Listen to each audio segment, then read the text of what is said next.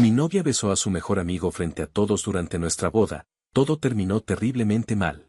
Me llamo Pedro, tengo 31 años, y hasta hace poco estaba comprometido con Ariel, de 25.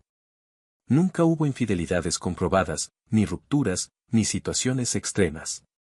De hecho, si alguien me hubiera preguntado semanas antes de la boda si estaba seguro de casarme, probablemente habría dicho que sí sin dudar demasiado. Pero hay algo importante que siempre estuvo ahí, desde el principio, y que con el tiempo fue tomando más peso del que yo quería admitir. Su mejor amigo, Héctor. Ariel y Héctor no eran amigos comunes. No se habían conocido en una etapa reciente ni en un contexto específico como el trabajo o la universidad.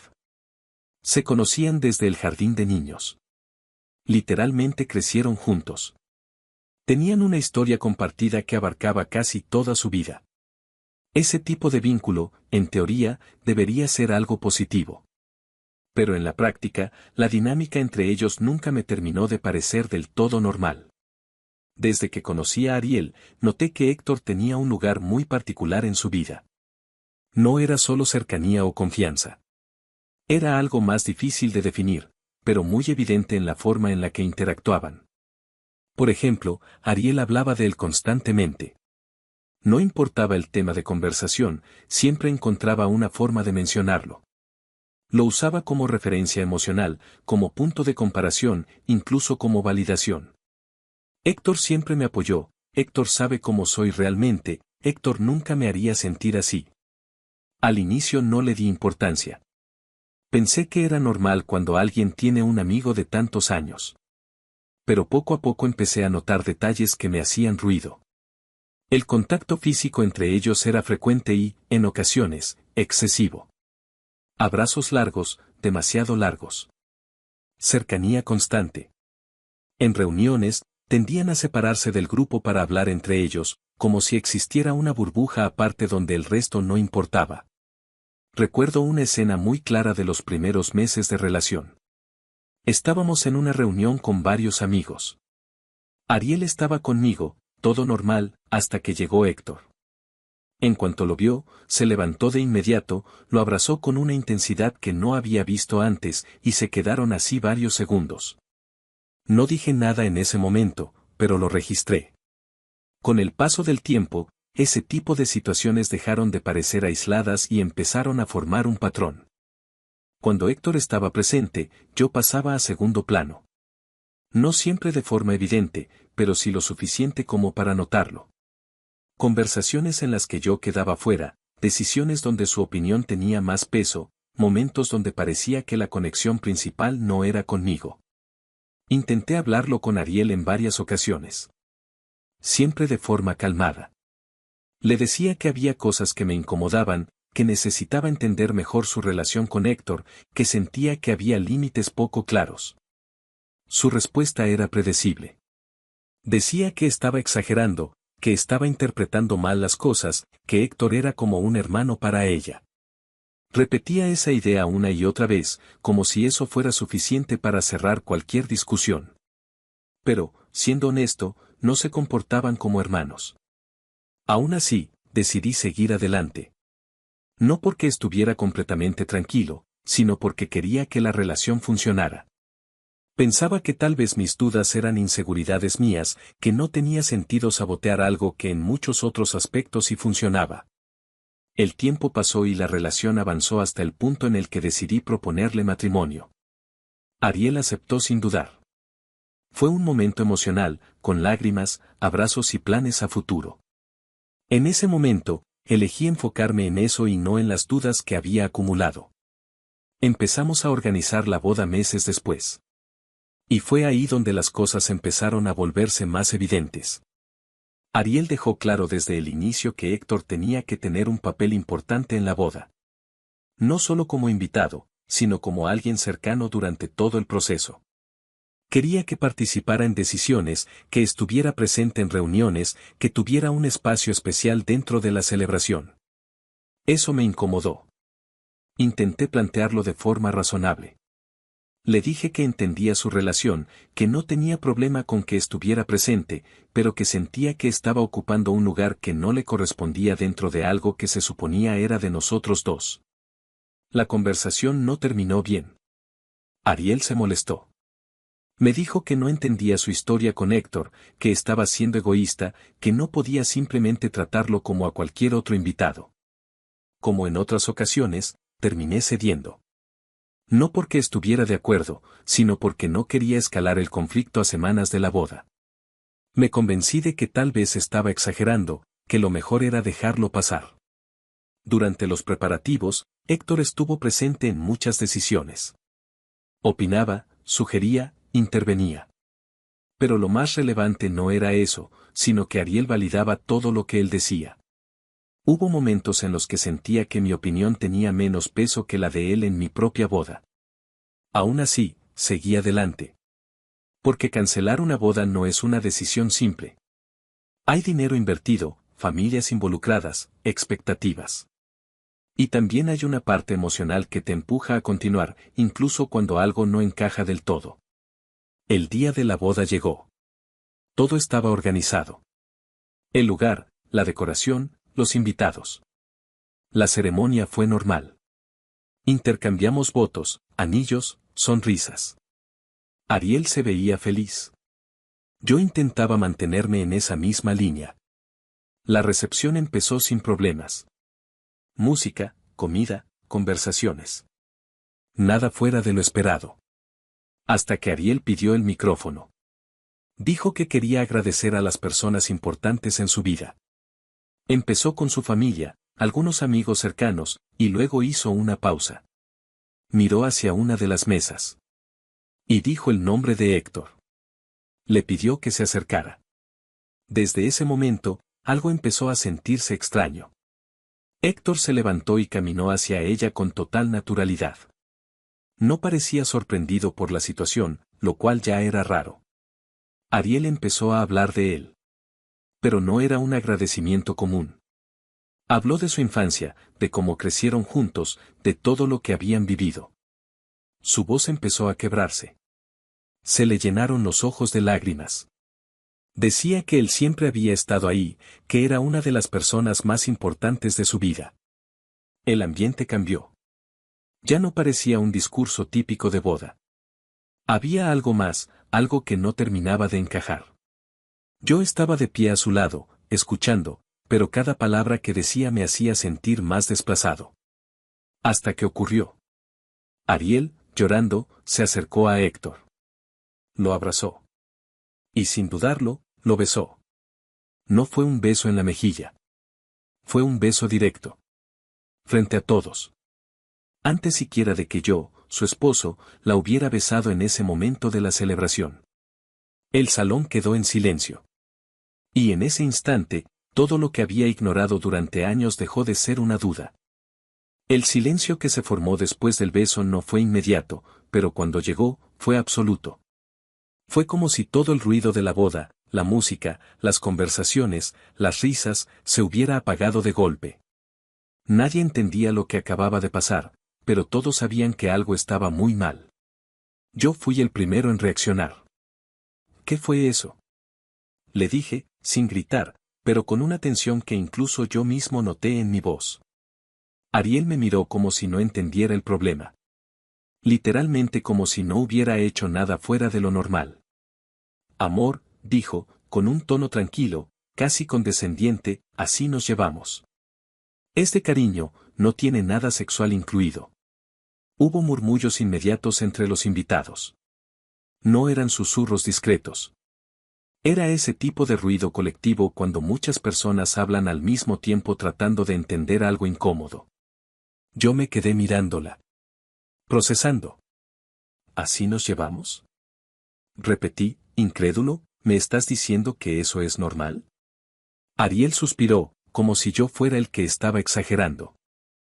Pedro, por favor, no hagas esto aquí. No es lo que piensas. Pero ya no importaba lo que no era. Lo que importaba era lo que sí había pasado.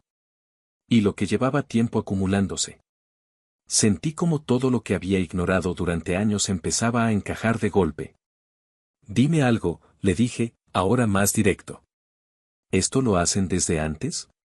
La pregunta quedó en el aire. Por un segundo pensé que iba a negarlo. Pero no. Ariel simplemente me miró y asintió. Sí. Ese sí no fue fuerte. No fue dramático. Pero fue suficiente para que todo el ambiente cambiara aún más. Los murmullos crecieron. Alguien soltó un qué, bastante claro desde el fondo. Miré a Héctor. Él, en lugar de mostrarse incómodo o arrepentido, simplemente se encogió de hombros. Todo el tiempo, dijo. Y entonces el murmullo dejó de ser murmullo. Se convirtió en ruido. Personas volteándose entre sí, comentarios más claros, caras de sorpresa, incomodidad, incredulidad. Algunos incluso se levantaron de sus asientos. Yo ya no sentía solo incomodidad. Sentía una mezcla de enojo, humillación y algo más difícil de describir. ¿Todo el tiempo? Repetí, ¿y tú creías que eso no era importante decirlo? Ariel frunció el ceño. Estás sacando las cosas de contexto. ¿De contexto? Respondí, ahora sí elevando la voz. Acabas de besarte con él frente a todos en nuestra boda. No es lo que crees, insistió. No tiene nada que ver contigo. Esa frase. No tiene nada que ver contigo. Fue probablemente una de las cosas más absurdas que pude escuchar en ese momento. Claro que tiene que ver conmigo, le dije. Soy la persona con la que te estás casando. Y te estoy eligiendo a ti, respondió ella rápidamente. ¿Qué más quieres? Esa respuesta no calmó nada. Al contrario, lo empeoró. Esto se acabó, dije. No fue una amenaza. No fue una frase impulsiva. Fue una decisión. ¿Qué? Preguntó ella, ahora sí mostrando molestia real. La boda. Esto. Todo. Se acabó. El ambiente se volvió aún más tenso. Ariel soltó una pequeña risa, pero no era de nervios. Era de burla. Eres ridículo, dijo. De verdad. Ridículo e inseguro. Eso fue lo que detonó todo. Porque hasta ese momento, había estado intentando mantener cierto control. Pero esa forma de invalidar completamente la situación. No. ¿Inseguro? Respondí. Después de lo que acaban de admitir. Antes de que pudiera continuar, una voz intervino desde un lado. Ya estuvo bien. Todos voltearon. Era una de las hermanas de Ariel. No parecía sorprendida. No parecía incómoda. Parecía cansada.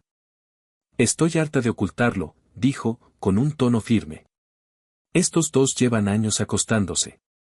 El silencio volvió. Pero esta vez fue más pesado. Más denso. ¿Qué? Dije, casi en automático. La hermana continuó. Los he escuchado varias veces. No es algo nuevo. Algunas personas se llevaron la mano a la boca. Otras empezaron a hablar más fuerte. La situación ya no era confusa. Era clara. Miré a Ariel. Esperando, tal vez, que lo negara. Que dijera algo. Lo que fuera. Pero no lo hizo. No negó nada. En cambio, suspiró. ¿Y qué tiene de malo?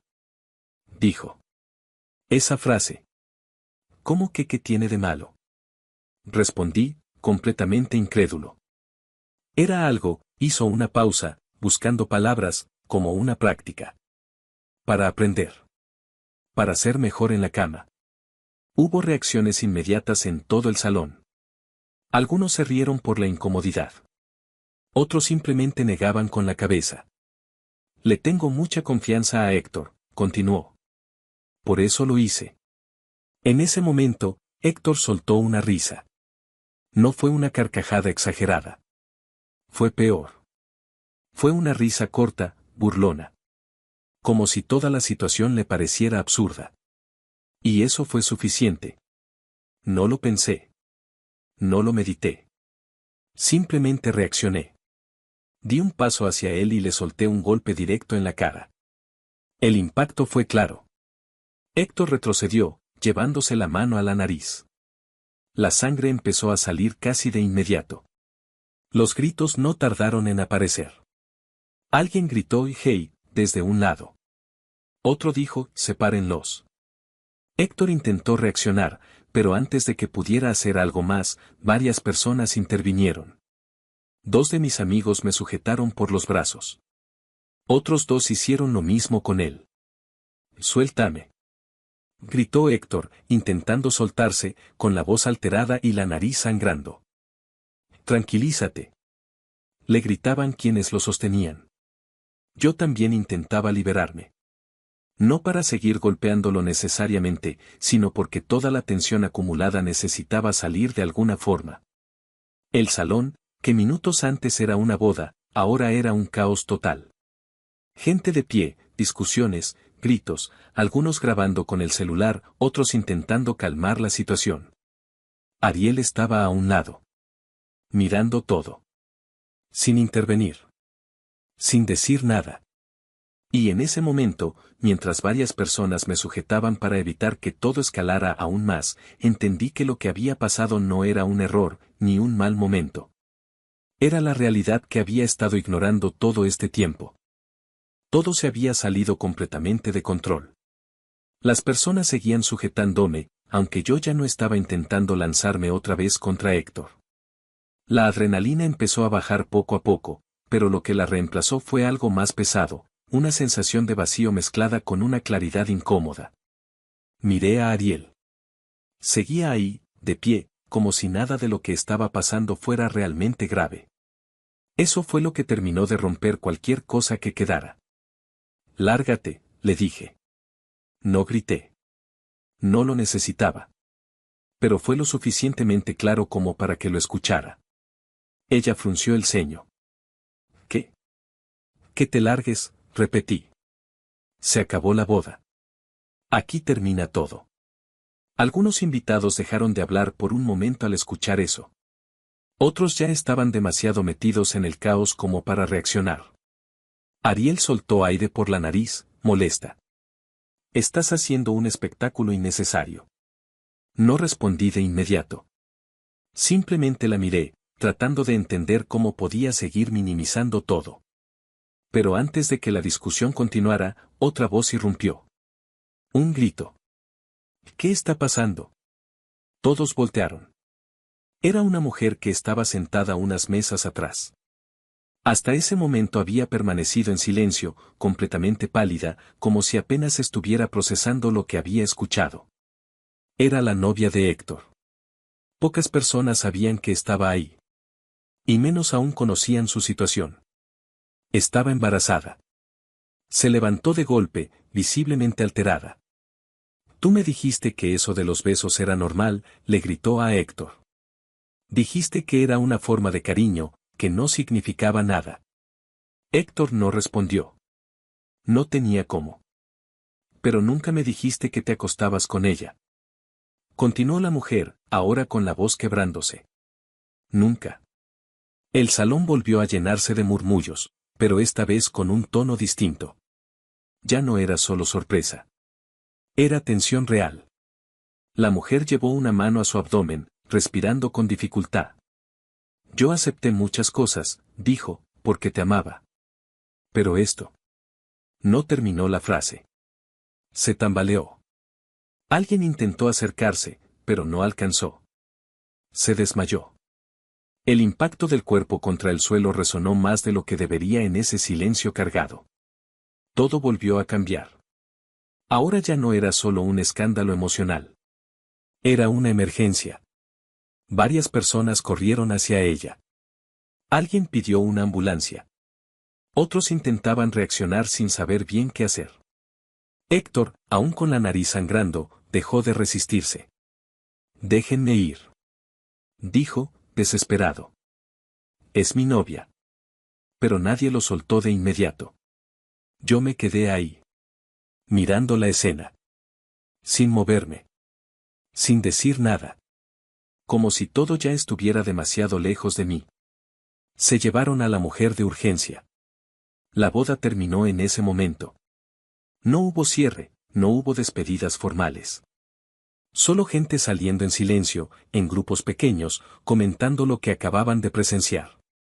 Lo que había empezado como una celebración, terminó como algo completamente distinto. Los días siguientes fueron confusos. No hablé con Ariel. No quise. Tampoco intenté entender más. Sentía que ya había entendido suficiente. Pero la historia no terminó ahí. Porque lo que pasó en la boda empezó a tener consecuencias fuera de ese momento. La novia de Héctor estuvo hospitalizada. Y días después, se supo lo peor. Perdió al bebé. La noticia corrió rápido. Y con ella, también llegó otra cosa. El padre de la mujer. Él no había estado en la boda. No sabía nada de lo ocurrido en tiempo real. Pero cuando se enteró, la reacción no fue tranquila. No fue racional. Fue directa. Buscó a Héctor. Y cuando lo encontró, lo golpeó. No fue una pelea breve ni algo que alguien pudiera separar fácilmente. Fue una agresión intensa, cargada de rabia acumulada. Héctor terminó en el hospital. Con lesiones graves. Actualmente está en terapia intensiva. Eso fue lo que me dijeron. No lo he ido a ver. No tengo intención de hacerlo. Pero no fue el único. El padre de la mujer también encontró a Ariel. Y aunque no fue algo del mismo nivel, sí hubo una reacción. Le dio una cachetada. Una sola. Pero suficiente para que todo escalara aún más. El hombre fue detenido. Ahora está en la cárcel. Y lo más extraño de todo es que, según supe después, Ariel conocía a esa familia desde hace años. Eran cercanos. Había una relación previa que hacía todo aún más complicado. No fue algo al azar. No fue una coincidencia. Era un círculo que, de alguna forma, ya estaba conectado desde antes. Todo terminó mal. No hay una forma más simple de decirlo. No hubo reconciliación. No hubo cierre emocional. Solo una cadena de eventos que se salieron de control y que terminaron afectando a muchas más personas de las que inicialmente estaban involucradas.